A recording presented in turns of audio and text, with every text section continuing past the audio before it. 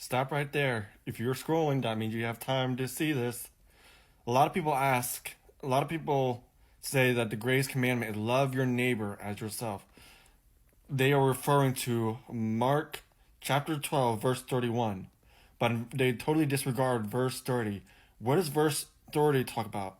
Jesus says to love the Lord your God with all your heart, soul, mind, and strength. And then in the next verse, he says, love your neighbor as yourself. A lot of people disregard the first verse, some because they don't know, but others, they do it because they don't want to take accountability for their own actions. They want to do whatever they want. They want to love who they want to let they want to stay in compromise. They want to say make an excuse for sin is okay, that greasy grace.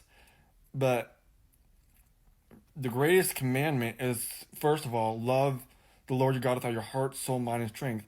And Jesus says this one is equally as important.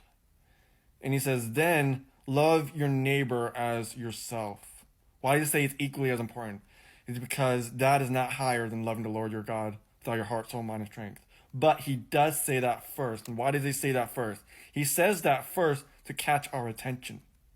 And many of us, we don't want to, we want to skip that verse. The Bible also says that those who add or take away from this book, that will be blotted out of the book of life. The Bible talks about how when how it's a sin for us to twist His word. My friends, let that put a holy fear in us and all of us.